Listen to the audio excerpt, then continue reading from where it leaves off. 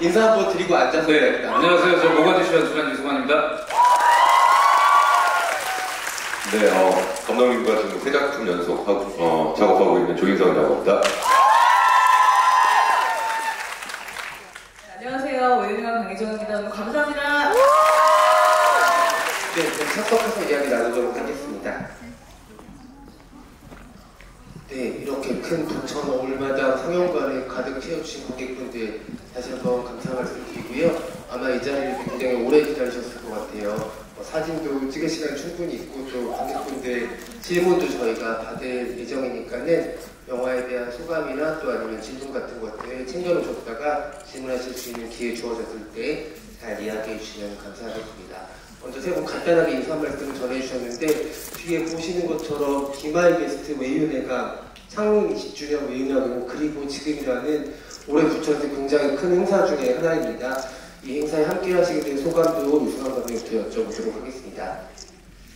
일단 이렇게 부천에서 저희 외유내강이라는 영화 만드는 사람들한테 그 특별한 시간을 허락해 주셔서 진심으로 감사드리고 이런 처음이죠. 처음이자 마지막이겠죠. 20주년이 또 오는 건 아닐 테니까. 그래서 그래서 굉장히 좀 기분이 되게 이상해요. 20년이나 지났단 말이야 또 있고 어제 사실은 그 외유내강 20주년 기념해서 한국 영화의 미래에 대한 고민을 함께 한다는 취지의 포럼을 했었는데 다들 무슨 지금의 한국 영화의 위기 상황을 가지고 막 반성하고 막 어려워하고 그래서 되게 엄숙해졌었어요. 근데 마냥 저희가 막 20주년 했다, 20주년이다 그래서 20살 맞았다 하고 좋아할 만한 분위기는 아니죠. 지금 한국 영화가 어려운데 그럼에도 불구하고 특히 모가디슈는 코로나 그 광풍의 한복판에서 그때 기억하실지 모르겠지만 그 객석 좌석과 뛰어앉기하고 7시 이후로는 그 상영이 금지되고 막 이런 상황에서 개봉을 강행했었단 말이죠. 그러니까 뭐 이런 일도 겪고 저런 일도 겪고 한 20년을 부천에서 돌아보면서 또 모가디슈라는 영화를 여러분들과 함께 이렇게 관람하고 대화를 할 수 있게 돼서 너무너무 감개무량합니다. 더 재밌는 얘기 많이 나누면 좋겠습니다.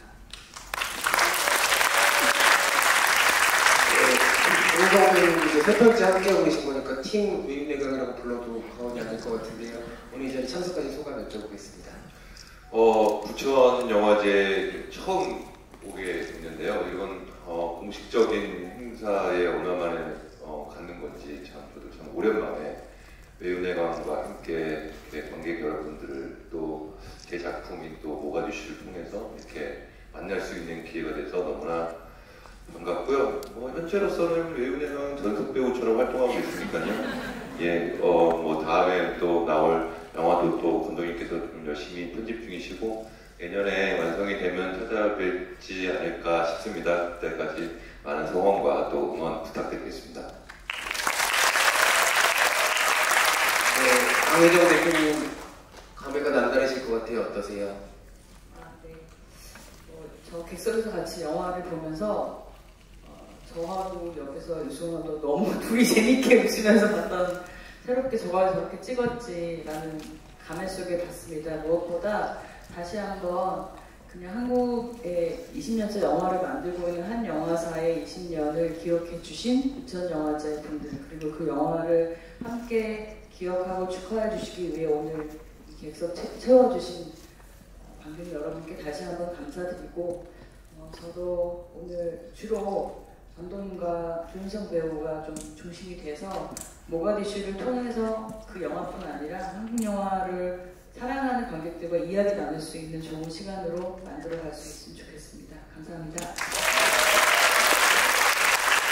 네, 세 분 모두 귀한 발언해 주셔서 너무 감사드리고요. 강혜정 대표님 질문 많이 안 받으신다고 했지만 또 외유내강 기준이기 때문에 관객분들이 궁금하신 것도 많으실 것 같아요. 네, 맞아요. 모가디슈를 좀 우리가 이 자리에서 만났지만 외유내강에서 만들었던 작품들도 그 중에서도 궁금한 것들이 있으면 관련해서는 강인호 대표님께서 또 성실하게 대답해 주실 테니까요. 궁금한 거 있으면 뭐든지 물어봐 주셨으면 좋겠습니다. 그리고 외유내강 영화들 중에 간단한 질문은 조인성 배우한테 질문하셔도 어느 정도 대답할 수 있는 네, 이 내부 거래가 있기 때문에. 네. 그러면 조인성 배우 그 외유내강 내에서 직함 같은 거를 좀 부여받으셨나요? 아직 비정규직이다. 이제 다섯 작품 정도 해야지 정규직으로 된다 그래서 2작품 남았습니다. 네, 알겠습니다. 저희 2작품 더 기다릴 수 있는 희망이 생겼네요. 네, 저도 이 자리에 앉아서 같이 모가 이슈를 봤는데요. 감독님 말씀하셨던 것처럼 팬데믹 한복판에서 떨어져 앉아서 봤을 때랑은 또 너무 느낌이 다르더라고요. 관객분들이랑 같이 호흡하는 느낌이 너무 좋았고, 또 이렇게 뜨거운 부천 여름에서 더 뜨거운 소말리아 모가 이슈를 좀 체험하면서 느낄 수 있던 자리였던 것 같아서 오늘 이 자리에서 보신 관객분들한테도 부천에서의 경험이 특별한 추억으로 남게 되지 않으실까 생각이 듭니다. 세 분 각각에게 모가디슈는 어떻게 시작된 작품인지 먼저 여쭤보고 싶어요. 각각 조금씩 다를 것 같은데요. 이 질문은 강혜정 대표께 먼저 들어보고 싶습니다. 네. 저에게 사실 모가디슈는 아시겠지만 이게 저희가 처음부터 기획을 했던 작품이라기보다는 덱스터 스튜디오가 기획을 하다가 저희에게 같이 해보자라고 공동 제작을 하게 된, 그러니까 외부적으로 큰 회사와 공동 제작을 한 첫 작품이었고, 그 기획을 하면서 그 덱스터 스튜디오의 수장이신 김용화 감독님께서 이 영화를 이승환 감독과 외유내강이 전적으로 생각하는 방향으로 만들어도 좋다라고 완전히 다 열어주셨어요. 보통 공동 제작의 경우 그렇게 하기 쉽지 않거든요.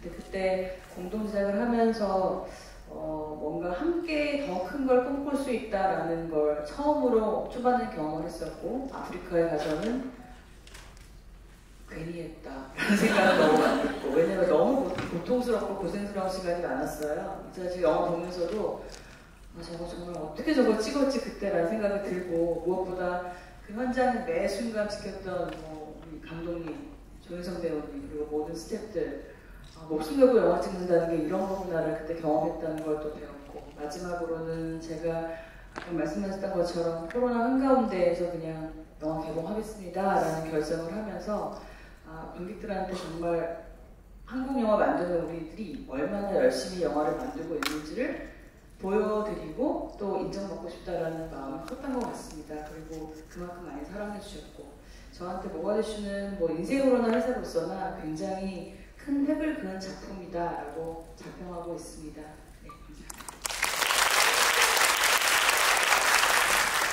네, 조인성 배우님. 네, 저는 모가디슈는 외유내강과 또 감독님과 처음 만나게 된 작품이겠네요. 감독님한테 오퍼가 와서 처음 만난 날 대본도 안 보고 한다고 말씀드렸던 기억이 있고, 그리고 나서 영어 대사가 좀 많아서 수정을 좀 부탁드렸고, 또 흔쾌히도 그걸 받아들여 주셨고, 그래서 작업을 하게 됐는데, 사실 저도 이렇게 해외에서 올로케로 찍어본 게 처음이었어요. 그래서 또 다른 저는 뭐 사실 다른 부담도 있었죠. 그러니까 향수병도 이겨내야 됐었고, 여러 가지로 이제 연기 외적으로 이제 그런 프레셔들이 오니까 좀 힘들었지만, 지금 생각해 보면 글쎄요, 우리가 휴미트를 찍어서 그런지 또 모로코에서는 훨씬 더 재밌게 찍었구나라는 생각을 할 정도로 그때 또 기억이 좋은 추억으로 남고, 그때 겪어서 봤던 어떤 저의 경험이 요번에 휴미트를 하면서 해외 로케이션 안에서 어떻게 견뎌내야 되는지 그런 것들을 좀 경험으로 좀 얻을 수 있었던 그런 작품이기도 합니다. 그래서 여러모로 저한테 굉장히 상징적인 그런 작품이라고 볼 수 있겠죠. 네, 감사합니다. 이동안 오세환 감독님께서는 이 시작을 어떻게 기억하시는지 궁금하네요. 그 질문에 앞서서 오늘 그 객석에서 제 C열에서 강혜정 대표와 같이 영화를 봤거든요. 네. 참 이것이 오랜만에 극장에서 보는데, 이 영화를 지금 여러분들 뒤에 보시면 태극기가 되게 크게 보여요. 그러니까 이게 시청, 그리고 여기 앞에도 여기 태극기가 보이거든요, 스크린 위에. 이 영화를 태극기 아래서 이렇게 보니까 국민 의례를 하고 해야 되나? 왜냐하면 처음에 이 실제 사건을 겪으신 강신성 대사님의 실제 수기에는, 그리고 그분이 실제로 만나서 때리셨던 얘기는 마지막에 그 주인공들이 백기를 들고 투항을 하는데 실제로 태극기를 흔들었대요. 근데 그 실제 대사님이 이 영화에서 되게 마음에 안 들어 하시는 부분이 그거예요. 그러니까 태극기를 흔들어야 되는데 백기를 흔들었다. 근데 제가 마지막에 그 태극기를 흔들면 너무 진짜 프로파간다 같이 보일 것 같아서 그래서 태극기가 이렇게 딱 정중하게 보이는 과정에서 그 에피소드가 먼저 생각이 나서 기분이 되게 묘하다. 그리고 몇 년 만에, 그때는 팬데믹 이후였는데, 팬데믹의 중심에서 이제 영화를 보고 몇 년이 지나고 나서, 이게 그 내전에 관한 얘기잖아요. 소말리아에. 야, 우리가 작년 12월 3일 날 잘못됐을 때, 내란이 성공했으면, 와, 어쩌면 잘못했으면 진짜 광주보다도 더 끔찍한 일들이 벌어질 수도 있겠다, 막 이런 생각이 들면서 좀 되게 이상했어요, 오늘 영화를 볼 때. 그래서 시작은 강희정 대표가 어느 정도 뭐 말씀을 해주셨고, 저한테는 조금 더 이제 자세히 말씀드리자면, 이 전 영화가 군함도였는데, 군함도 개봉 당시에 되게 많은 그 논란들이 막 생기면서 좀 여러모로 되게 제가 곤란한 지경에 처했죠. 근데 이것을 가지고 여러 의견, 영화에 대한 여러 의견들에 대해서 이것에 대해서 제가 무슨 그것에 대해서 어떤 자리에 나와서 논쟁하고 이런 것은 의미가 없을 것 같고, 그냥 제가 만드는 다음 영화로 증명을 하는 것이 중요하다는 생각을 했어요. 그래서 본질적으로 크게 다르지 않은 주제의 연장선상에 있는 프로젝트를 해야 되겠다. 그래서 제가 만드는 영화의 사이클이 일정하게 좀 있는데, 군함도와 모가디슈 사이는 유독 좀 텀이 생겼어요. 한 4년 정도. 그 고민 안에서, 그리고 지금 내가 사는 곳에서 가장 멀리 떨어진 곳에서 만들고 싶다. 어떤 영화가 됐든지. 그래서 조금 나를 관찰하는 시선으로부터 좀 자유로운 환경에서 만들고 싶다. 그 어려운 길이겠지만. 근데 이제 그 시점에 이 프로젝트에 대한 제안이 들어왔고, 그리고 이 프로젝트는 사실 공교롭게도 그러니까 시작하기 몇 년 전에 제가 이 이야기를 후배한테 들었어요. 그래서 와, 너무 기가 막힌 얘기다 했는데, 이것이 덱스터의 판권이 있다고 얘기를 들어서, 그러면 이건 내 게 아니구나. 영화를 만들다 보면 그런 것들이 있거든요. 이렇게 희한하게 운명적으로 작용해서, 그러니까 내 게 아닌 것 같은데 결국 나한테 들어오는 게 있고, 내가 만들게 되는 게 있고, 또 이건 내 건 줄 알았는데 내 게 아닌 것들이 있고 한데, 몇 년 돌고 돌다가 저한테 제안이 들어왔죠. 그래서 시작을 하게 됐고, 그리고 이 영화로 좀 큰 변화 있는 것이 처음 작업해보는 배우들, 우리 조인성 배우하고도 처음 만나게 됐고, 김유석 선배님이나 다른 그러니까 정만식을 제외한 주요 배우들이 다 저하고 좀 첫 인연을 맺었던 배우들이에요. 그러니까 저 스스로도 뭔가 좀 새로운, 그러니까 리셋해서 가고 싶은 느낌이 좀 있었고, 그렇게 시작이 된 영화입니다. 네, 우리 수영 감독님께도 박수 한번 드려주세요. 세 분 말씀을 들어보니까 세 분의 영화 인생에서 정말 빼놓을 수 없는 작품이 모가디슈였겠구나라는 생각이 들고, 아마 제작사 외윤회 강에도 모가디슈가 가져온 변화가 굉장히 크지 않았을까 짐작을 하게 됩니다. 여러분들도 외윤회 강 작품들 너무너무 많이 보셨을 텐데, 그 중에서도 특별하게 이 작품을 골라서 20주년 이야기를 하는데도 의미가 있는 작품이겠다는 생각이 들고요.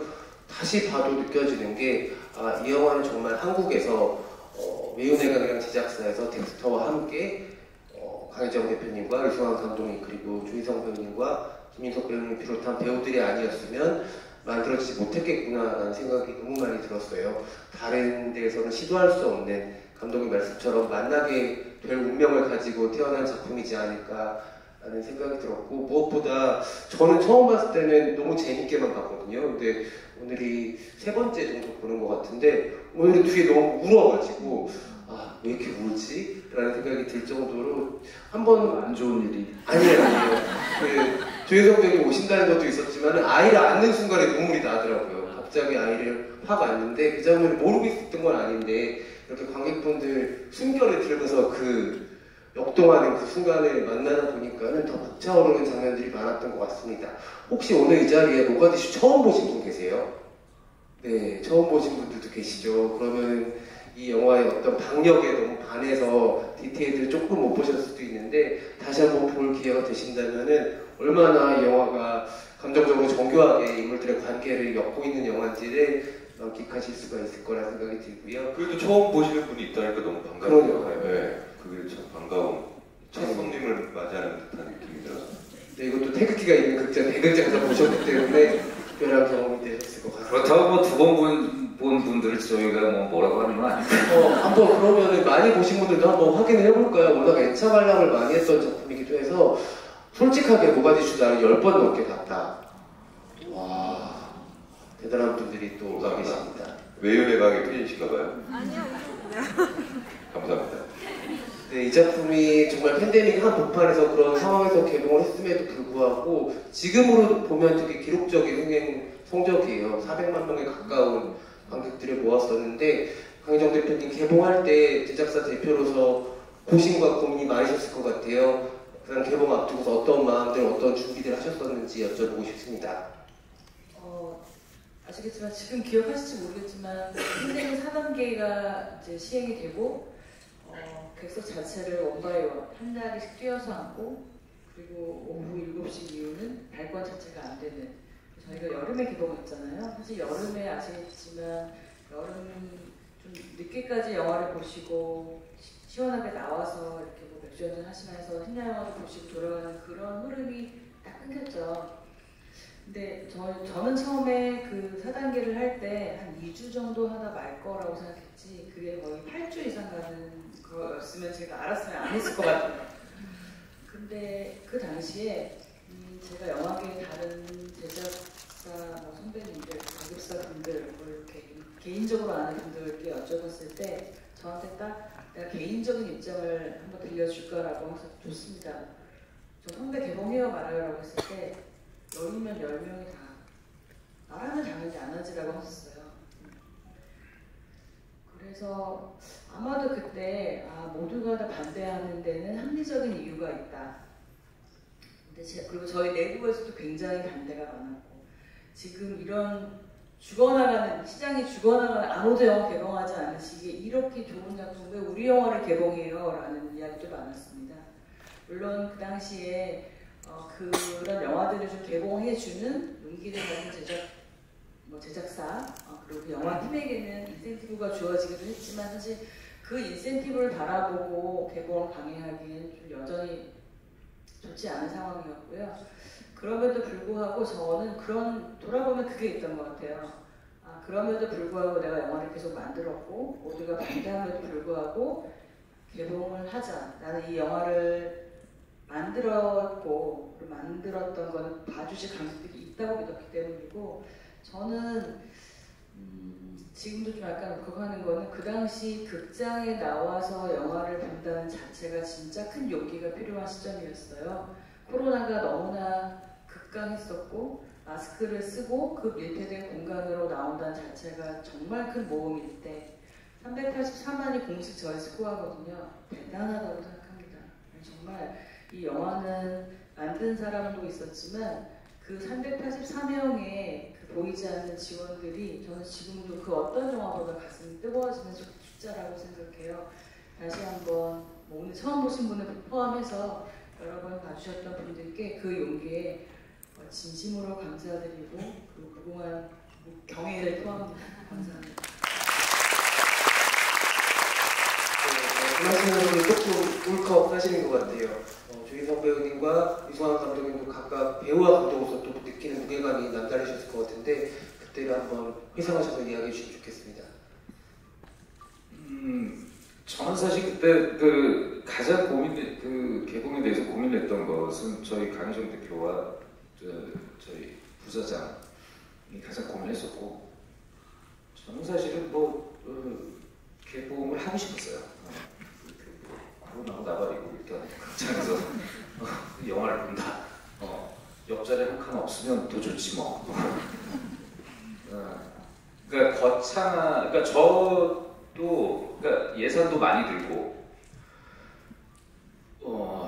그 산업적으로 되게 위험한 판단이긴 한데 그냥 투자한 분들한테, 그러니까 여러분들이 이제 그 한국 영화의 투자 규모가 너무 이제 커지니까 투자 사 그러면 막 어마어마한 미국에 막 그 스튜디오처럼 돈을 쟁여놓고 막 하는 걸로 생각하실 수 있는데, 그 영화 보면 크레이지 이렇게 그 공동 투자해가지고 막 이름들이 뜨잖아요.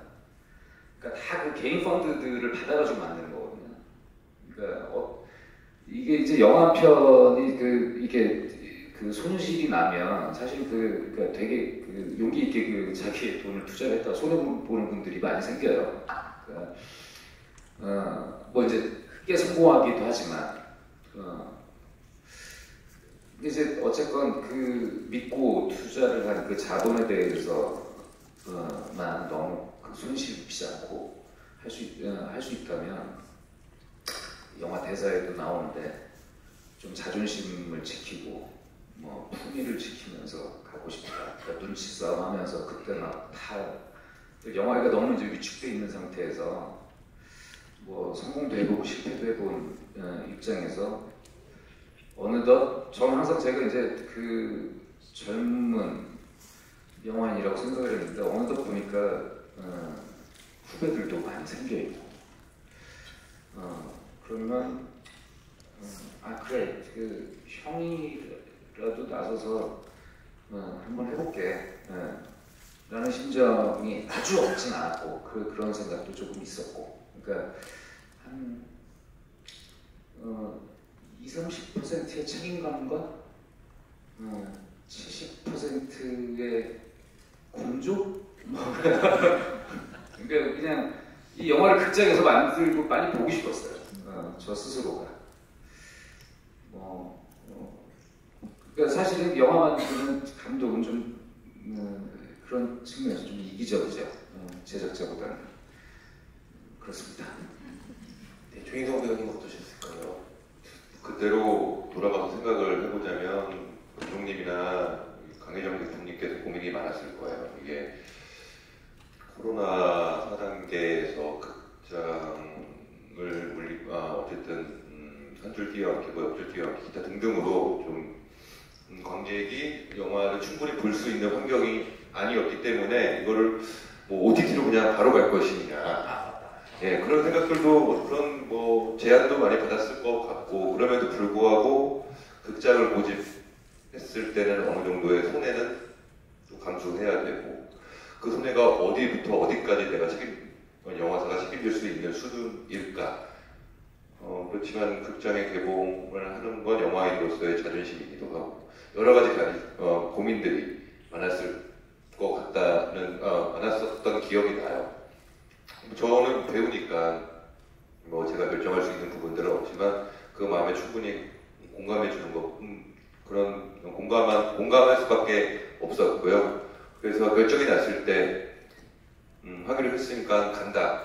왜냐면 뭐 이걸 하지 말아야 되냐, 뭐 해야 되냐 그런 분별 속에서 있는 상태보단 결정이 났으면 자 이제부터 어떻게 할 것이냐, 홍보 마케팅을 어떻게 할 것이냐, 어떻게 안내를 할 것이냐, 그래서 그 안내를 어떻게 할 것이냐에 대한 고민들을 굉장히 진지하게 나눴고요. 그래서 8주 이상 뭐 4단계가 됐지만 저희는 또 8주부터 시작이다라는 마음으로 또 홍보 마케팅을 했던 기억이 있습니다. 그래서 제 기억 속에 한 영화, 제가 한 영화 중에 가장 오랜 기간 동안 홍보 캠페인을 했던 영화로 기억이 남습니다. 지금 첨언하자면 저도 잊었던 기억인데 조인성 배우 분께서 말씀하셔가지고 기억이 났는데 OTT에서 그 굉장히 달콤한 제안이 왔었어요. 그 개봉을 이제 언제 하느냐 할 때 그냥 한 방에 그냥 이 손익분기를 그냥 다 해결해주고 뭐 할 수 있는 제안이 있었는데 그때 내부적으로 진짜 흔들렸는데 오늘도 보면서 다행이라고 느꼈던 것이 스크린에서 조인성의 클로즈업을 보는 것과 그리고 여러분들 지금 사실은 여기 상영관의 사운드 시스템이 아주 그렇게 최적화되어 있지는 않지만 그럼에도 불구하고 이런 극장에서 이 탈출 장면들에서 막 울리는 저희가 막 그 극장을 기준으로 만들었던 사운드와 이 화면의 박력들이 이것이 OTT로 봤을 때 저 그 선택은 정말 잘했다고 생각해요. 그래서 아이맥스 첫 테스트 시사할 때가 좀 기억이 나는데 그때 제가 밀수 촬영하고 있을 때거든요. 그래서 밀수 배우들하고 우리 모가지 배우들이 같이 섞여가지고 막 영화를 봤었는데 그때 이게 극장 개봉을 강행하기를 참 잘했다라는 생각이 들었고 그때가 또 돌이켜보니까 오징어 게임 1편이 막 이제 오픈이 돼가지고 막 이제 그 올라올 때도 맞지. 그러니까 이게 막 다들 이제 관심이 막 이제 쏠리고 있는데 약간 외롭게 여기도 있어요. 뭐 이런 그랬던 기억이 나요.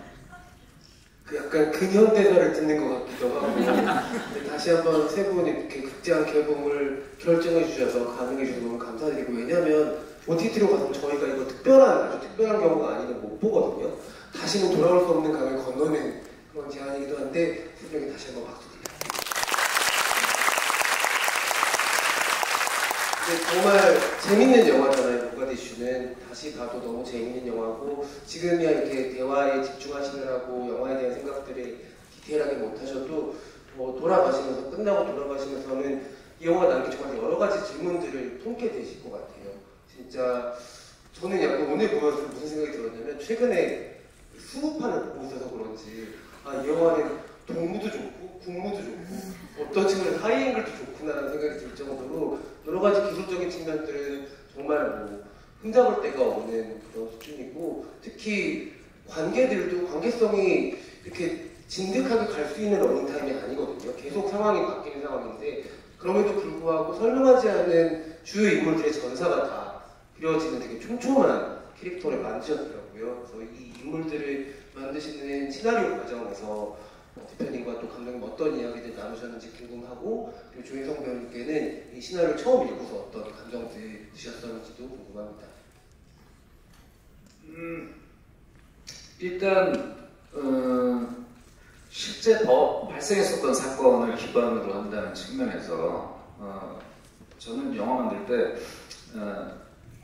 되게 현실하고 떨어져 있는 것 같은 세계를 다룰 때도 이렇게 이게 말이 안 되는 것 같지만 그러니까 취재를 되게 많이 하거든요. 예를 들자면 뭐 아란 같은 영화를 만들 때 막 그 정부의 막 도인들을 만나서 뭐 취재하고 그랬어요. 근데 이 영화는 이제 너무 그 특별한 일을 겪은 분들이 생존에 계시기 때문에 일단 그분 그 강신성 대사님께서 실제로 그 출판하신 책을 보고 만나 뵙고 다만 이제 북한 쪽 사람들은 만날 수가 없으니 근데 뭔가 이제 되게 긴 시간이 흘러서 안에서 기억이 그러니까 사실보다는 자신이 이제 기억하고 싶은 것들이 더 크게 좀 되어 있고 뭐가 약간 아기도 좀 안 맞고 그러다 보니까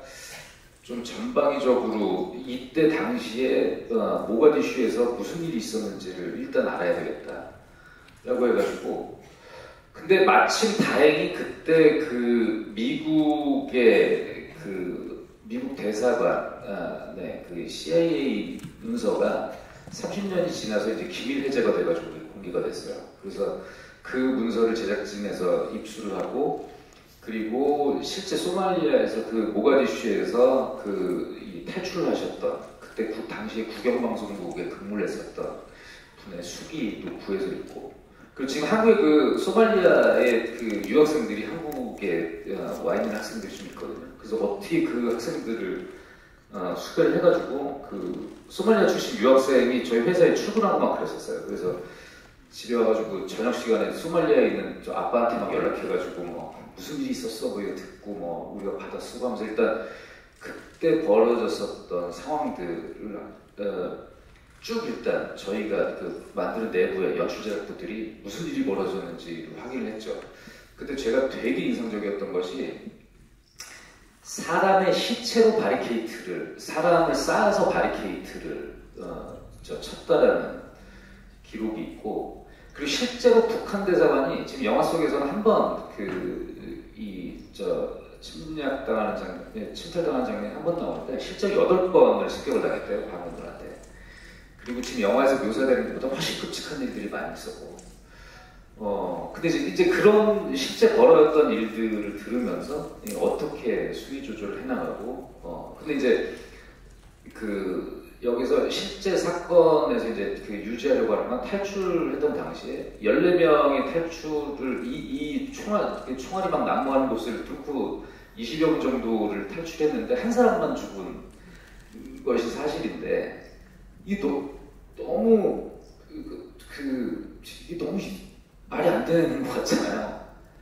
근데 그때 당시에 얘기 들어보니까 반군이건 정부군이건 그때 이게 이 훈련이 제대로 안 돼가지고 특히 이제 이들이 주로 사용하는 AK 소총 같은 것들이 명중률도 되게 낮고 그리고 훈련이 제대로 안 돼 있어가지고 잘 못 맞췄다고 그러더라고요. 근데 아무리 그래도 그냥 생으로 하면 이상하지 않을까. 일단 한 사람이 사망한 것은 거기에서 더 오버하지 말자. 그래서 이제 말이 되게 어떻게든 이제 좀 막 짜맞춰 본 것이 막 책을 덮고 뭐 모래주변을 달고 한다라는. 그러니까 그것은 사실에서 없었던 거예요. 뭐 이제 그런 아이디어들을 덧댄 다음에 어쨌건 그 구성원들은 명확하게 있으니까 이들의 관계를 어떤 식으로 대척점을 두고 어떤 지점에서 이들이 서로 공감할 수 있는 지점을 줄까를 고민을 하다가 결국은 한국 사람은 밥상머리 인식, 그러니까 아무 말이 없이 왜냐면 우리가 은근히 식문화라는 것이 굉장히 강력하잖아요. 이 사람들이 살아가는 데 있어서 이를테면 수저와 젓가락을 사용한다고 해도 일본과 중국과 우리나라가 굉장히 밥상에서의 분위기가 굉장히 다르죠. 북한과 우리는 사실은 북한은 지금 어떻게 보면 달나라하는 것보다 더 어려울 거예요. 북한을 간다는 것은. 하지만 같은 말을 쓰고 여기서 보면 통역을 거치지 않고 대화를 할 수 있는 유일한 상대는 남한과 북한이죠. 그리고 밥상머리에서 어떻게 사용해야 되는지를 서로 가르쳐주지 않아도 알고 있고 서로가. 하지만 서로가 교류한다는 것은 들키면 안 되고. 그래서 제가 모가디슈에서는 북한 쪽 인물들한테 자막을 쓴 것이 지금의 젊은 세대들이 받아들이기에 북한을 뭐 한민족의 개념이 아니라 그냥 국가의 개념으로, 다른 국가의 개념으로 이를테면 독일과 오스트리아가 분리되는 것 같은 지금 약간 그런 정서적인 현상들이 오고 있다고 생각하는데 그렇기 때문에 그런 큰 배경 안에서 인물들이 각각 어떤 상징성을 가지고 기능하고 이들이 개인과 개인의 관계가 어떻게 현실적으로 보편적인 공감대를 형성하면서 이것을 끌어갈 수 있을까라는 고민을 하면서 장치들을 찾고 근데 그 부분에서는 사실 배우의 역할이 진짜 커요. 감독이 아무리 뭘 이렇게 짜도 배우가 그걸 설득을 시키지 못하면 그러니까 이를테면 허준호 선배님이 이명수 대사가 담배 한 대 쭉 피는 장면 있잖아요.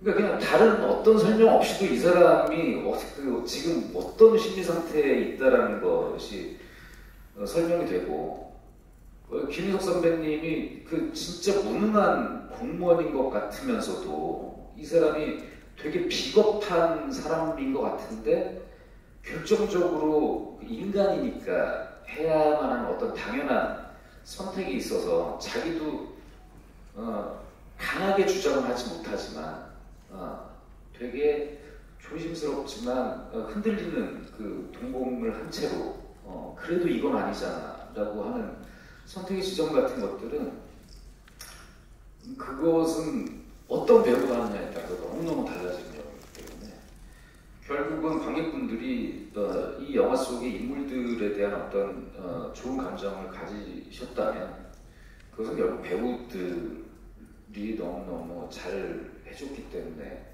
그런 거라고 생각합니다. 감독은 사실 할 수 있는 게 별로 없어요. 캐스팅이 끝나면 영화 연출이라는 그런 것 같아요. 훌륭한 영화 연출하시고서 겸손한 말씀을 해주신 우리 이승환 감독님께도 박수 한번.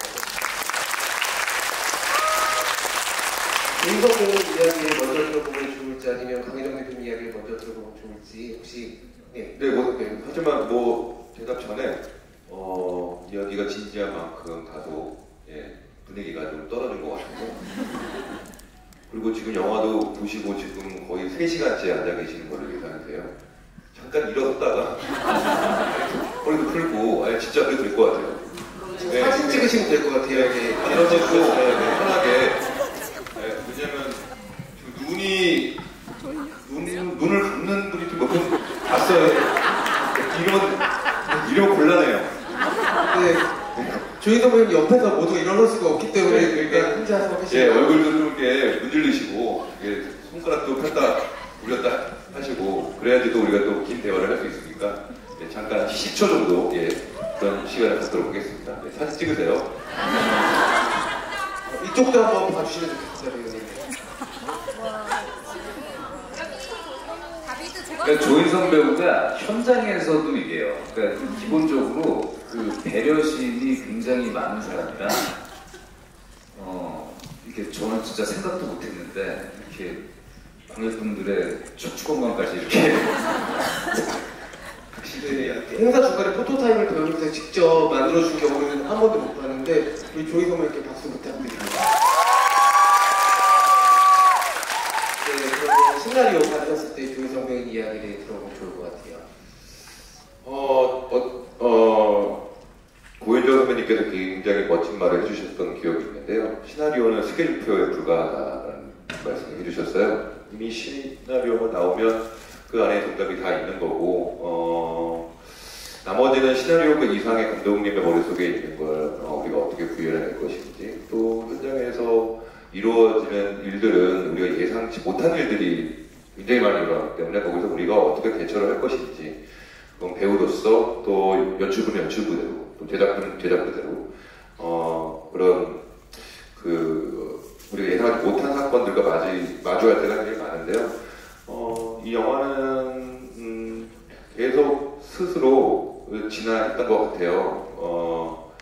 현장 로케이션이 조금 맞지 않거나 또 섭외에 문제가 있을 때 동선도 바꿔가고 또 찍어보니까 캐릭터가 예상하는 것보다 더 풍부해지면 그 다음 시퀀스라든지 이런 것들을 좀 윤석 선배나 감독님과 저와 함께 만나서 또 시나리오 수정도 중간중간에 했었고요. 그러면서 영화를 이제 완성해 나가는 재미가 감독님과 작업하면 그런 재미가 참 있는 게 유 감독님의 매력인 것 같고요. 저는 사실 캐릭터는 초반에 등장하자마자 태권도를 하면서 시작을 했기 때문에 캐릭터가 굉장히 열려 있는 기분이 들었어요. 이렇게도 해도 되고 저렇게도 해도 되고. 근데 그렇다고 지나치게 가볍게만은 보이고 싶지 않았고 그렇다고 또 지나치게 무겁게 보이고 싶지 않았던 마음은 있어서 감독님과 중간중간에 이야기를 나누면서 결국에는 이 캐릭터만의 중도를 만들었던 것 같고요.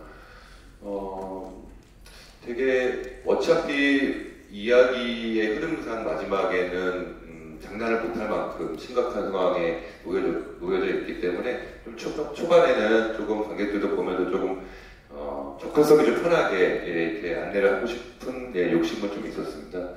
그래서 이제 마지막에 이렇게 탈출할 때는 어쨌든 각자의 생존 본능대로 움직이기 때문에 그렇게 벽돌을 쌓다 보면 멋진 성이 완성되지 않을까라는 마음으로 작업에 임했던 기억이 있습니다. 네, 감사합니다. 마지막으로 좀 시나리오 단계에서 지금 캐스팅 이야기까지 좀 덧붙여서 이야기해 주시면 좋을 것 같아요. 저희가 아까 초반에 말씀드린 것처럼 저희 외유내각 내부의 기획이 아닌 외부의 기획을 받고 그 시나리오가 사실 저희가 감당할 수 있는 그런 느낌이 닿았던 것이 아니어서 사실 상당히 고민을 많이 했었는데 초반에 말씀드린 것처럼 그 덱스터 스튜디오라는 곳에서 유승환 감독님이 마음껏 연출하셔도 좋습니다라고 100%가 열어주신 점, 사실 거기로부터 좀 감독님도 많이 부담을 덜 가지시고, 근데 그 부담은 상대적인 것 같아요. 외면적으로는 부담 없게 다 열어준다고 하지만 그건 모든 권한과 책임을 외유내각이 다 져야 합니다라는 뜻이기도 했으니까.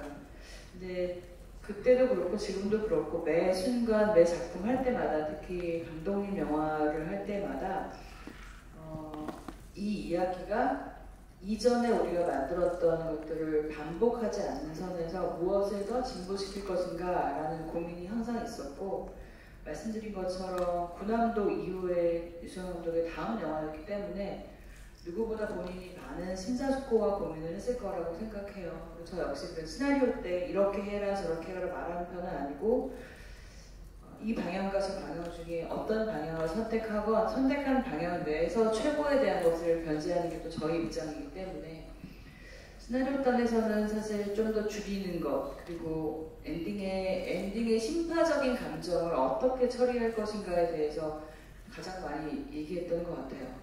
눈물은 삼킨다. 눈물을 흘리는 것보다 삼켰을 때 훨씬, 왜냐면 우리가 아시는 것처럼 엔딩에서 그 비행기에서 내릴 때 우리는 여기서 인사하고 나가면서 바로 후회하다 갈라지듯이 쫙 갈라져서 가야 되잖아요. 그 상황을 그 안에서 그 배우들이 보여줘야 그 먹먹함을 관객들이 그대로 다 느끼실 수 있을 것이다라는 게 사실 제일 어려웠던 것 같아요. 앞에 난이도적으로 기술적으로 어려웠던 것도 있지만, 왜냐면 아마 그 부분에서 펑펑 울고 싶은 배우분들이 되게 많았을 텐데, 감독님도 그렇고 배우도 그렇고, 근데 그걸 계속해서 아주 삼켜야 한다. 왜냐면 돌아가서 살아남기 위해서. 사실 그게 이 영화의 가장 큰 비장미 중에도 하나였던 것 같거든요.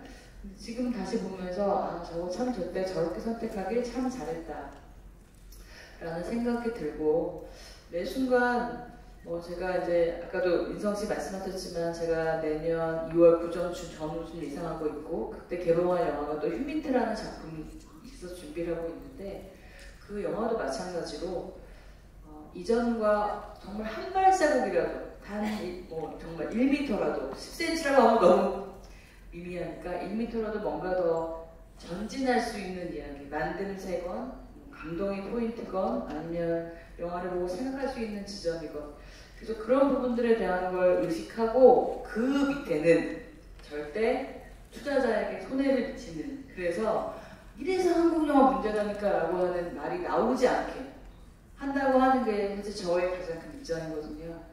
그래서 다행스럽게 지금까지는 모가디슈도 굉장히 큰 이익은 없었지만 손해가 없었습니다. 그래서 어떤 것이건 최선을 다해 만들고, 그리고 아시다시피 저희가 최선을 다해 만들고 나서 개봉을 할 때 정말 목숨 걸고 마케팅하거든요. 그렇게 해서 견뎌나가고 멋지게 승리하는 이야기를 만들어낼 것이고, 또 그 모가디슈가 돌이켜보니까 가장 어려웠던 상황에서도 가장 멋진 승리의 이야기를 만들어냈던 것 같습니다.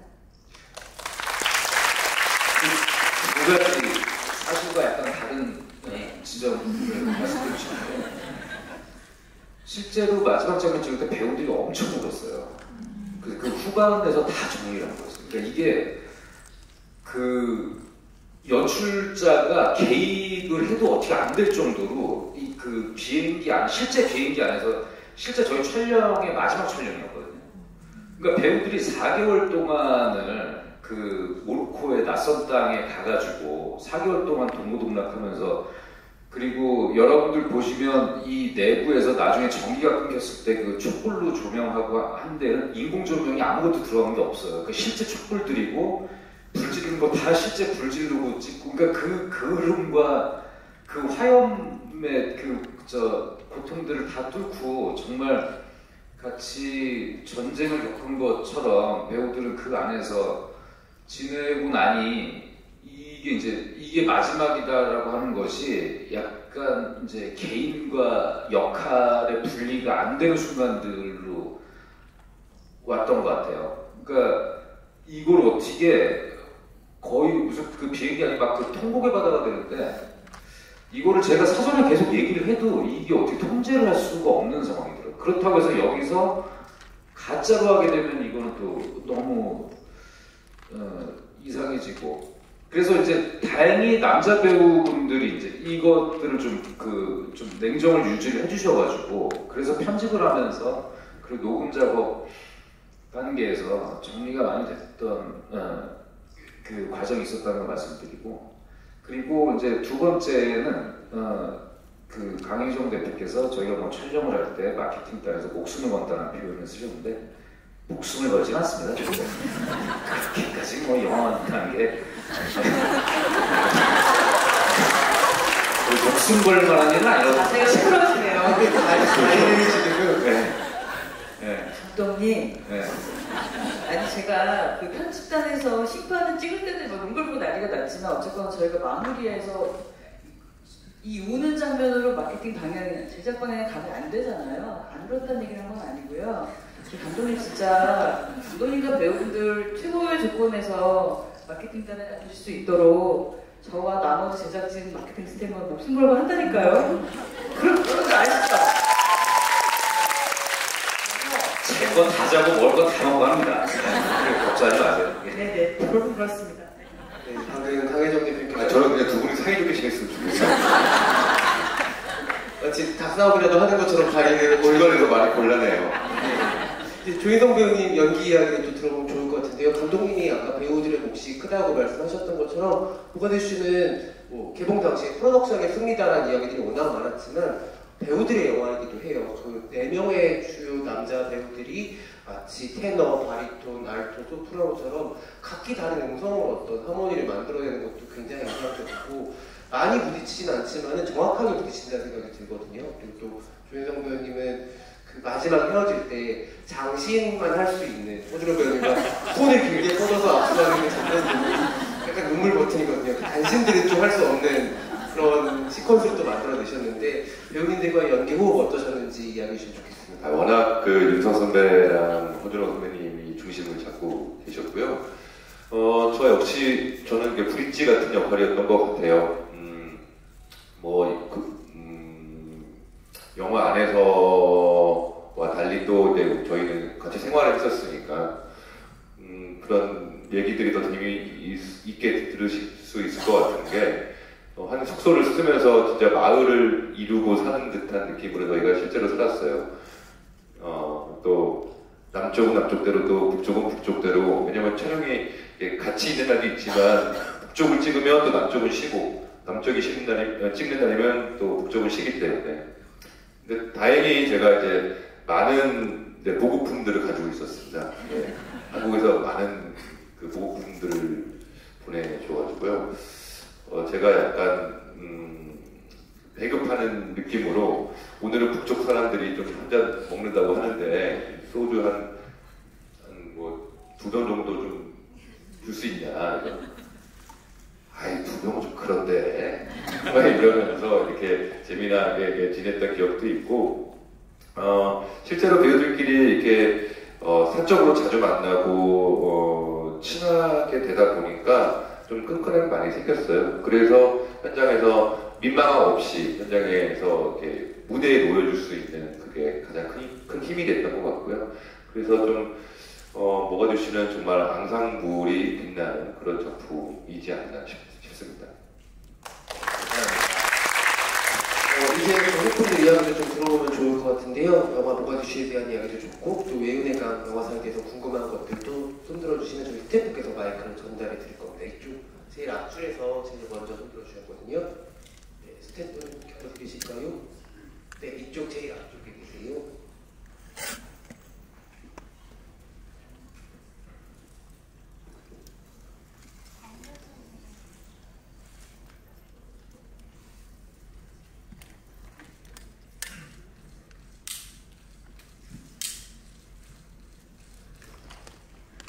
그냥 말씀하세요. 제가 통역할게요. 네, 여기 들리니까. 예. 강대진이 좌천된 이유가 뭐냐고 질문했습니다. 딱 보면 좌천될 것 같잖아요. 강혜정 대표께서는 작은 소리로 여자 문제? 뭐 이렇게 말했습니다.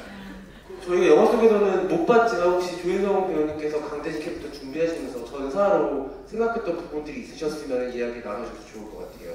뭐 여러 가지 이유가 있었겠죠. 뭐 그게 구체적으로 이거다라고 생각하지는 않고 그가 가지고 있는 여러 가지 뭐 그 안에서도 여러 가지 라인들이 있고 그리고 뭐 그게 뭐 소위 말하는 그 성골이냐 아니냐 뭐 그 문제도 있을 수도 있고 여러 가지 그리고 이제 뭐 성격도 있었겠죠. 여러 가지가 승진할 수 있는 그런 염려함을 가지고 있는 친구는 아니었던 것 같아요. 우직함은 있어도 그래서 이제 그런 정치적인 상황에서 밀려나서 이제 보직을 이렇게 받게 되지 않았을까라는 그렇게 추정하고 연기를 하긴 했습니다. 여러분이 보신 것처럼 강대진 캐릭터는 이 안에서 제일 유연한 인물이어서 그 룰을 바꾸거든요. 이 방향을 계속 바꾸는 인물이어서 조인성 배우님의 말씀을 들어보시면 아마 뭐 여자를 살짝 바꾸다가 좌천할 수 있는 여러 가지가 있지 않을까 생각을 해봅니다. 네. 또 다른 관객분 이야기도 들어보겠습니다. 가운데 파란 옷 입은 관객분한테 마이크 드릴게요.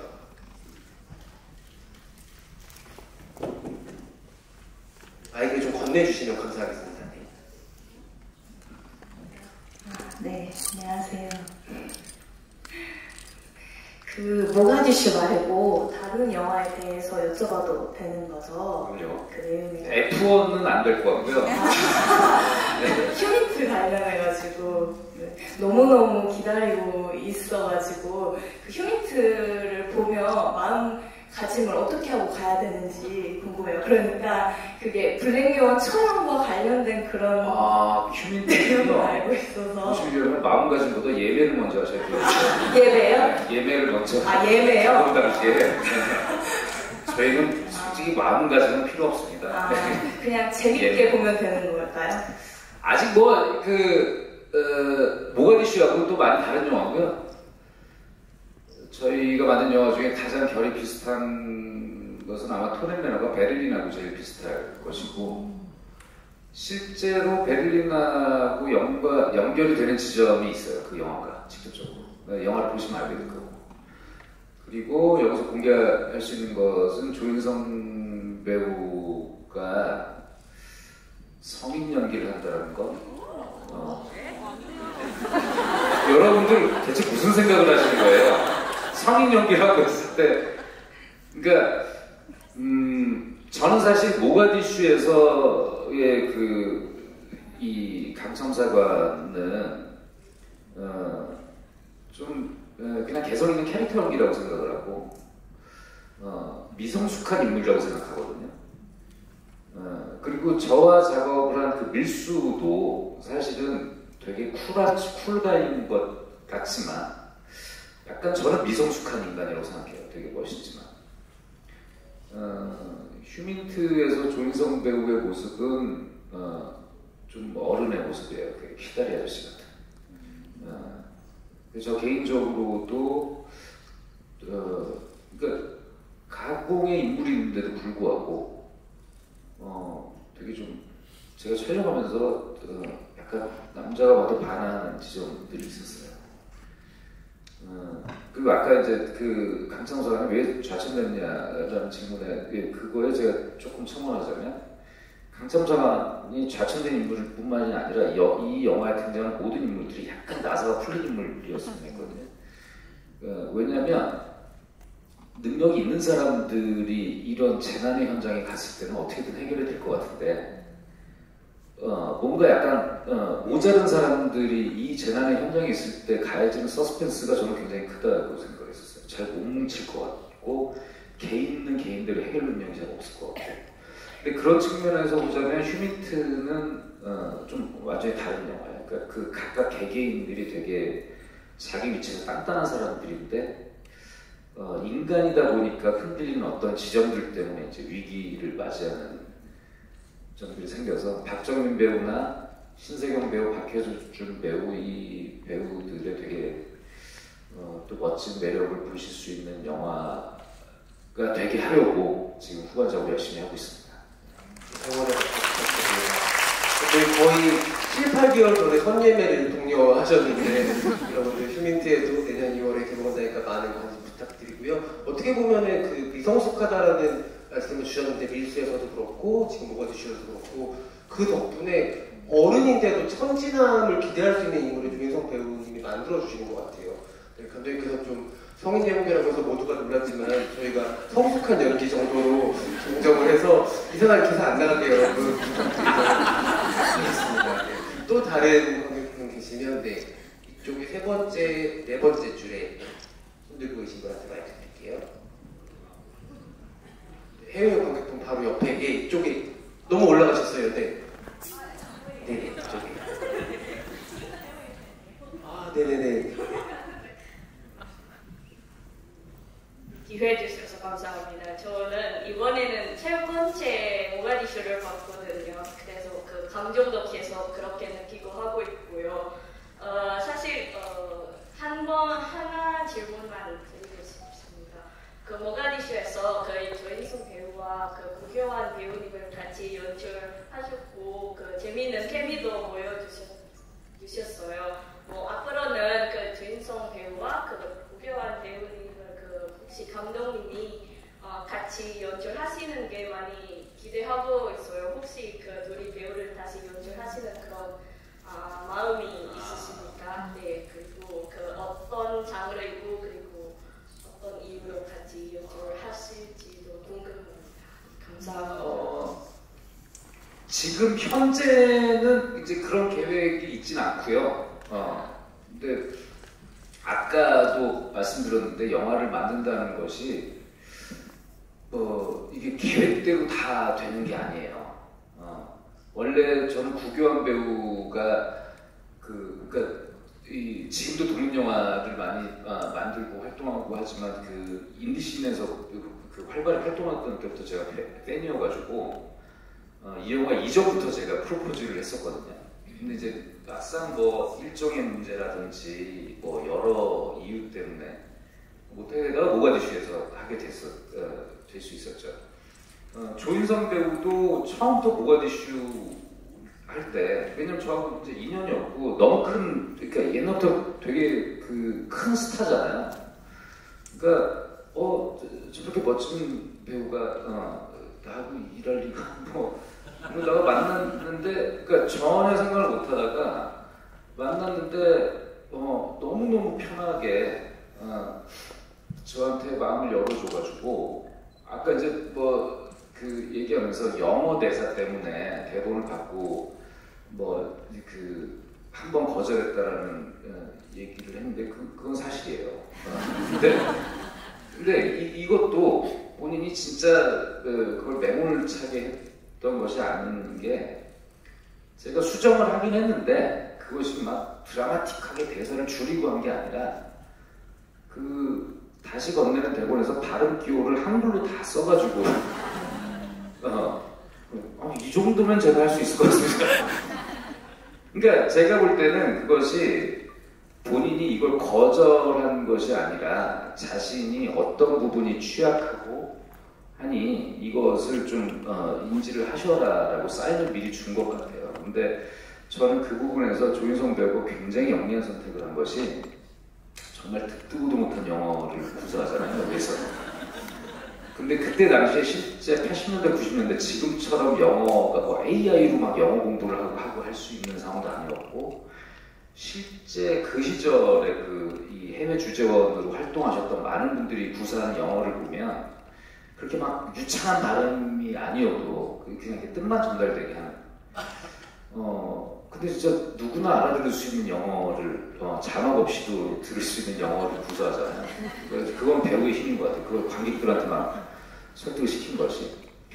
그러니까 워낙 다른 매력을 가지고 있는 두 배우가 또 한 스크린에서 볼 수 있다면 되게 좋죠. 저도 기대를 하고 있고. 근데 지금 뭐가 있어야 되잖아요. 그게 뭐 시나리오가 있건 계획하는 게 있건. 근데 지금 현재로서는 없고 자연스럽게 이 두 배우가 또 관객 여러분들께 멋지게 보여줄 수 있는 뭔가가 있다라고 하면 당연히 안 할 이유는 없겠죠. 네. 기대해 주시면 될 것 같습니다. 또 기분이 되게 좋았던 게 무대 인사 때 여러분들도 많이 계셨을 텐데 너무 이제 태창사관과 강창사관이 비극적으로 장면에서 헤어지잖아요. 근데 무대 인사 때 또 두 배우님은 얼싸안고 다니셔가지고 그걸 보는 기분은 또 좋더라고요. 그래서 우리 구겨 배우님과 연기할 때 어떠셨는지 짧게 이야기해 주실 수 있을까요? 교환이 너무 훌륭한 배우이고 좋은 또 동료이자 또 좋은 후배인데요. 아무래도 이렇게 또 큰 영화에 처음 또 작업을 처음 하다 보면 또 현장에서 또 낯선 독립영화와 다르게 좀 낯선 현장일 수 있거든요. 그래서 조금 교환이가 힘들어하는 모습도 있었지만 우리가 뭐 서로 친해지면서 도와줄 수 있는 부분을 서로 도우면서 촬영했던 기억이 있고 역시나 그런 것들을 다 극복해서 화면 속의 스크린에서는 정말 멋진 모습을 여러분들께 보여질 수 있을 정도의 연기력을 가진 그런 멋진 후배라고 생각합니다. 네, 저희가 또 만날 날을 스크린에서 뵐 날을 기다리고 있겠습니다. 저희가 이제 시간이 꽤 많이 지나서 1시간이 조금 넘었거든요. 질문을 한 2분 정도 더 받을 수 있을 것 같은데 이쪽에 손을 번쩍 들어주신 관객분께 마이크 드리겠습니다. 저는 오늘로 한 123번 본 것 같은데요. 123번 다 재밌게 봤고요. 제가 여쭤보고 싶은 건 저는 업무적으로나 개인적으로 챗 GPT의 영향을 좀 받고 있거든요. 혹시 우리 유 감독님이나 배우님도 시나리오 하다가 안 풀리시면 챗 GPT 이용하시는지, 우리 배우님도 혹시 캐릭터 분석하는데 이용하시는지 궁금합니다. 123번 보신 분의 질문이 챗 GPT 이용하는 거 신선하게 그러네요.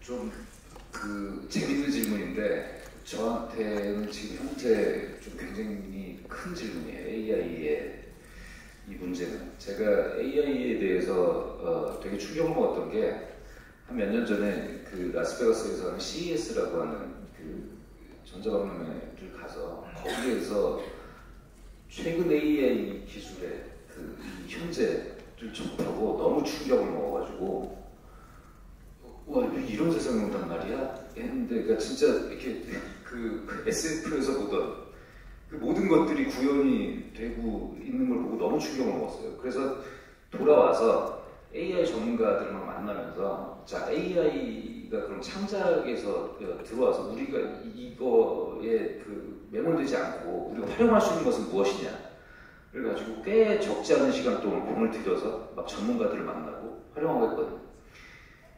물론 AI를 저도 씁니다. 그러니까 어떤 거냐면 사람 이름, 그러니까 겹치지 않는 어떤 공간의 이름을 이를테면 우리가 지역이나 어떤 회사 이름 이런 걸 할 때 겹치지 않는 이름을 좀 찾아줘 이런 것들 있잖아요.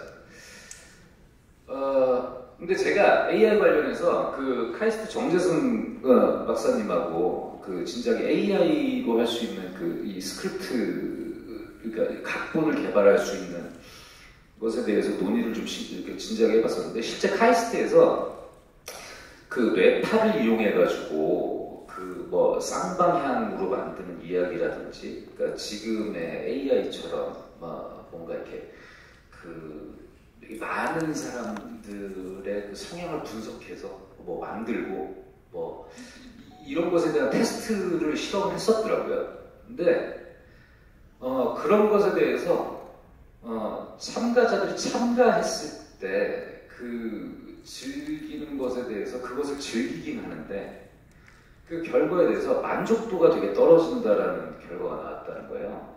특히 인터랙티브로 뭐 쌍방향으로 만드는 얘기라든지 뭐 이런 스크립트를 개발한다고 했을 때, 근데 왜 그런가 했을 때, 그러니까 저는 이 부분에서 극장용 영화의 미래에 대한 답이 있다고 생각하는데, 인간은 어떤 것을 경험하고 나면 누군가와 대화를 하고 싶어 하는데, 이를테면 그러니까 너무 개인적인 경험을 하게 되면 이 개인의 경험이 누구와 공유할 수가 없는 게 되는 거예요.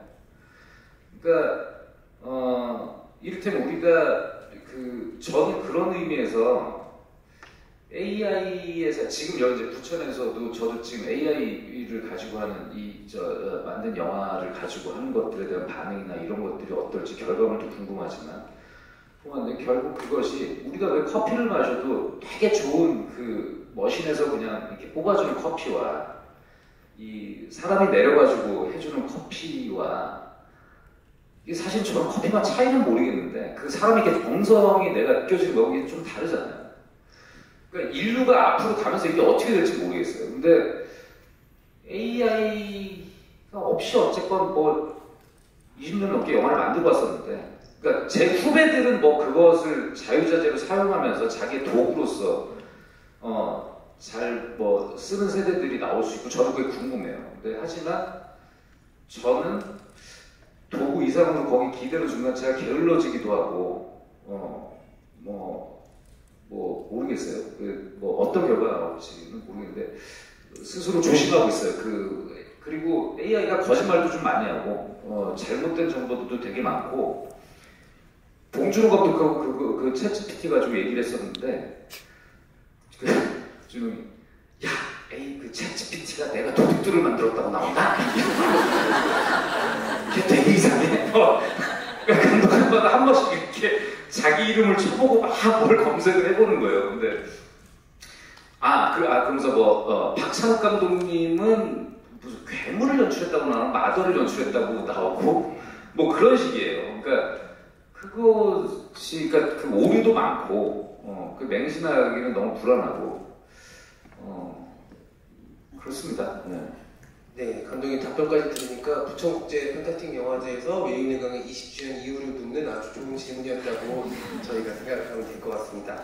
조인성 배우님과 강정 대표님의 답변도 듣고 싶은데 답변을 듣기 전에 부천 측에서 깜짝 이벤트를 하나 준비하셨다고 제가 지금 긴급 연락을 받아가지고 이벤트를 진행을 해야 될 것 같아요. 네, 이벤트 어디서 하신다는 건지는 이쪽에서 오시나봐요. 네. 네, 외유인의 축하 케이크를 준비를 해주셨습니다.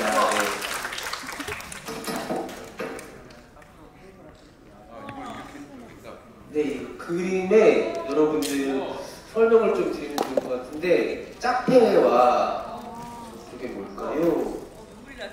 짜페와 모가디슈 케이크를 만들어 주셨습니다. 박수 한번 부탁드려요.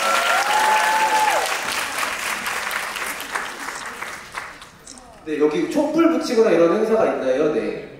촛불은 없으니까 그러면 감독님 이거 안고 마지막까지 좀 함께 해주시면은 감사하겠습니다. 앉지 말까요? 다시 가져가실 거예요? 사진 한 번만 공식 사진 촬영을 하겠습니다. 네, 객석 보시고 여러분 손을 한번 좀 흔들어 주시면 좋을 것 같아요. 네. 네, 외유인의 강의 20주년을 축하드립니다. 네. 축하합니다. 네, 박수 한번 부탁드립니다. 케이크는 잠깐 회수했다가 다시 주신다고 합니다. 네.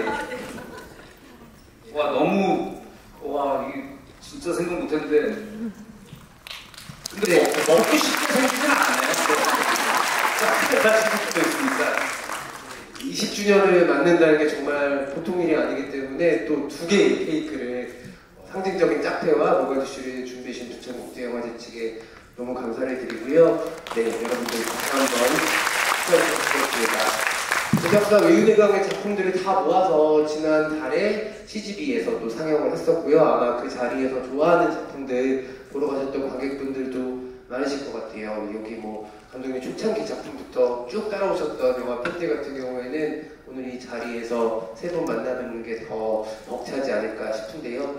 아까 말씀을 해주셨던 것처럼 이제 김인성 배우님 작품도 무려 2작품이나 더 남아있고 외연의 강도 20년 이후에 또 얼마나 더 갈지 기대를 할 수밖에 없는 제작사이기 때문에 관객분들 오늘 만나면서 기점으로 응원과 애정과 관심을 보여주시면 좋겠고 먼저 내년에 개봉한다는 휴민트에 가장 큰 관심을 보여주면 감사하겠습니다.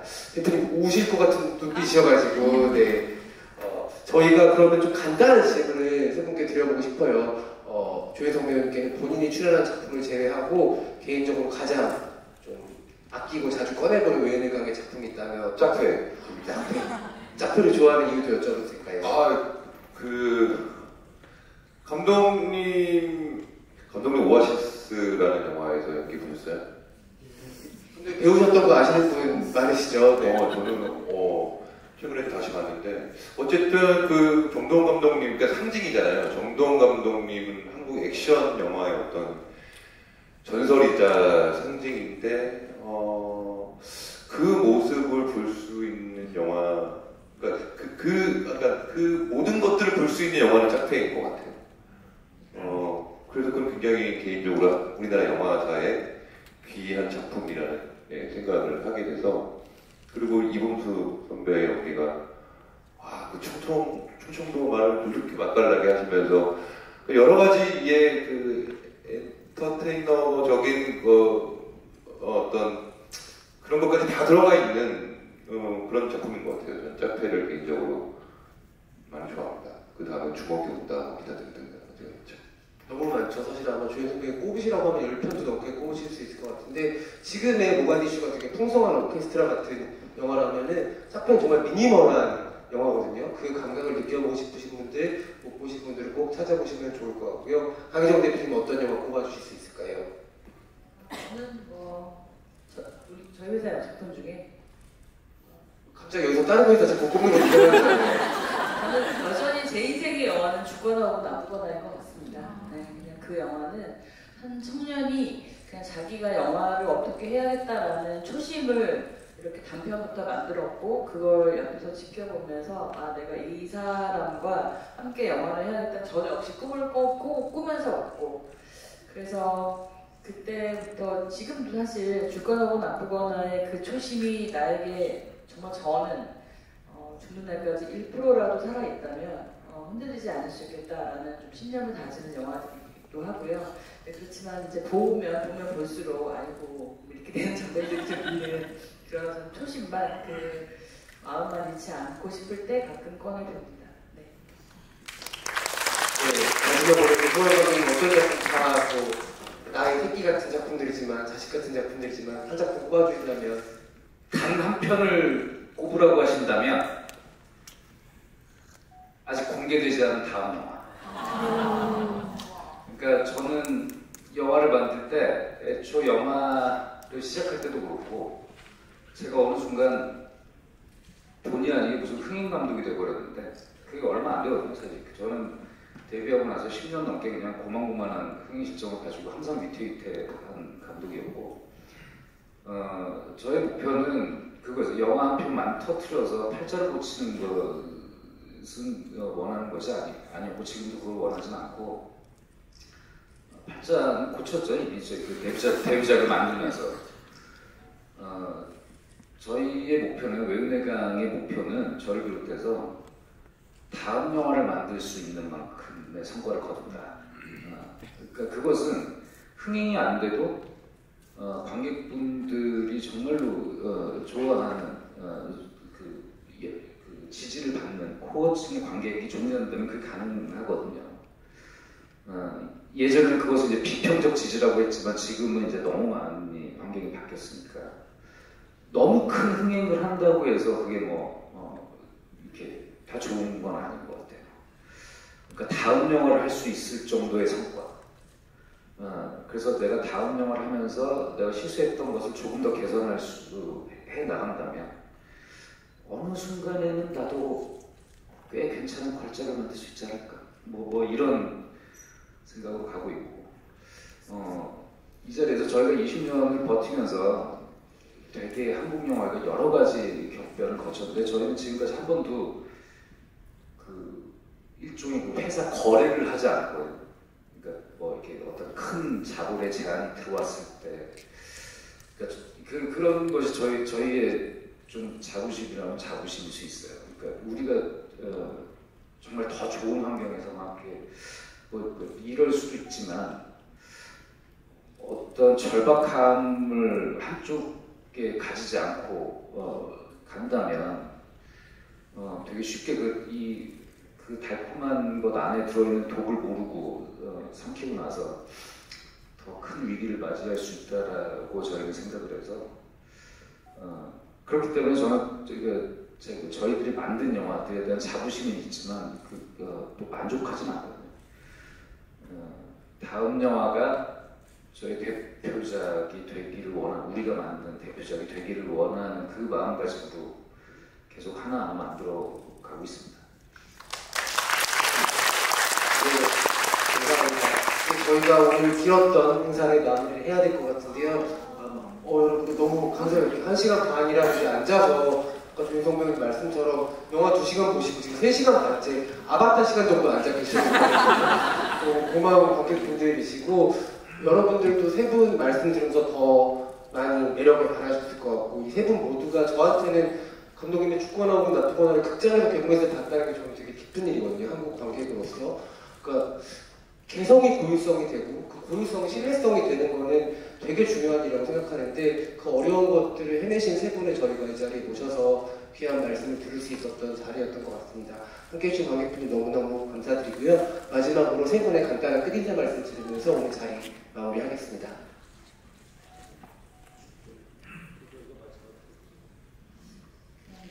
그래서 정말 너무 감사드리고요. 네, 20년간 하면서 제가 다음 20년을 기획할 수 있을까라는 고민을 잠깐 해봤는데 20년은 너무 길다. 저는 아까 이광훈 말씀하신 것처럼 그 다음을 하나하나 공들여 만들 겁니다.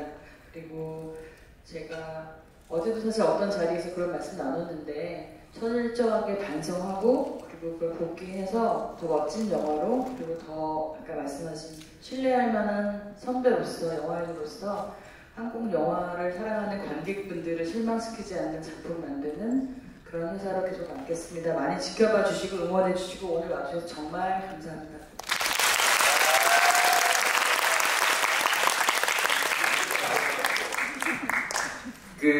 오늘 이렇게 일단 모가디슈 관람하러 이렇게 와주셔서 너무 감사드리고 이 자리 끝까지 지금 화장실 가고 싶은 분들도 되게 계실 텐데 제 재미없는 얘기 막 들어주셔서 다 조인성 보러 오셨는데 쟤는 왜 이렇게 말을 많이 하는 거야? 알아요, 저도.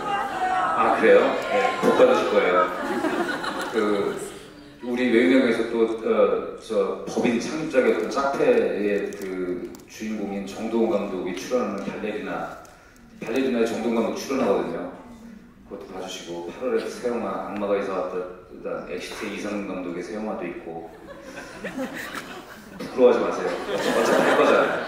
몇 주 있다. 한국 영화계 실제로 어렵고 제가 90년대 초에 영화계에 들어와서 저도 한 30년이 넘었네요. 조수 시절부터 시작하면 항상 영화계가 어렵다는 얘기를 들으면서 지금까지 왔는데 요즘은 좀 약간 역대급이긴 해요. 이게 좀 이 다른 어려움이에요. 이게 좀 저도 겪어보지 못했던 어떤 상황이라 약간 우리는 지금 빙하기에 있는 공룡인가? 이런 생각이 들거든요. 근데 세상의 모든 만물 이치를 보자면 모든 것은 언젠가 소멸하죠. 좋을 때가 있으면 나쁠 때가 있고. 근데 지금은 안 죽었다는 거. 그러니까 지금 그냥 힘들긴 하지만 저희보다 더 힘든 사람도 있고 여러분들 다 힘드시잖아요. 그냥 다 힘들잖아요, 사실. 사는 게 힘든 거잖아요. 영화계에서 영화 만드는 사람으로서 이 징징대면 안 되겠다. 더 힘든 사람들 많은데 사실 영화 이거 뭐 안 봐도 살잖아요.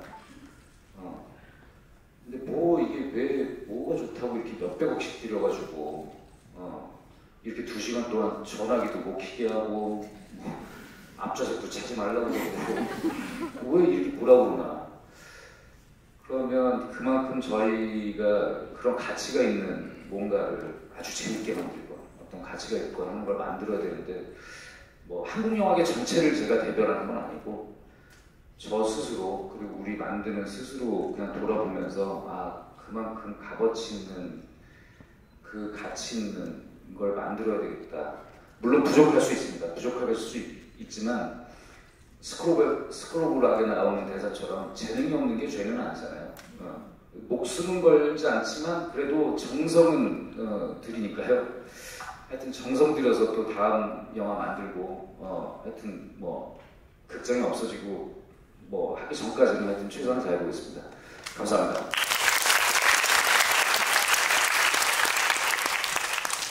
네, 안녕하세요. 이렇게 오랜만에 이렇게 영화 얘기를 해서 참 반갑네요. 네. 감독님과 한 6개월 정도 같이 또 영화를 찍으면서 또 이렇게 영화계에 대한 걱정도 굉장히 걱정에 많은 대화도 나누고 했지만 뭐 뾰족한 방법은 없다는 거. 그러니까 이제 현실이고 이게 현상이고 이거 어떻게 받아들이고 우리가 어떻게 변할 것인가. 모든 게 아까 말씀하신 것처럼 소멸하듯 이게 무상하다고 얘기하잖아요. 변해가거든요. 그 변화를 또 인정해가면서 극장의 관객들이 찾아주실 때까지 영화를 할 수 있을 때까지 좋은 작품을 남기려고 노력하고 있습니다. 그게 또 내년에 감독님과 또 작품한 휴민트라는 작품으로 여러분들을 만날 예정이고요. 그 다음에는 또 호프라는 영화는 또 여러분들을 만날 예정이고요. 이렇게 극장에서 제가 출연한 영화로 여러분들을 언제까지 만날지 정말 모르는 일이죠. 어쨌든 만나는 동안 우리 계속 소통하고 한 장의 추억 남기듯이 이런 자리를 많이 좀 마련했으면 좋겠습니다. 네, 이상입니다. 감사합니다. 네, 세분 모두 너무너무 감사드리고요. 큰 웨이메강의 앞으로 그리고 먼저 휴민트보다 먼저 개봉하는 8월달에 악마가 있다에도 여러분들 많은 예매콘이 열릴 거거든요. 예매 부탁드립니다. 저희 같이 박수로 이 자리 마무리하겠습니다. 감사합니다.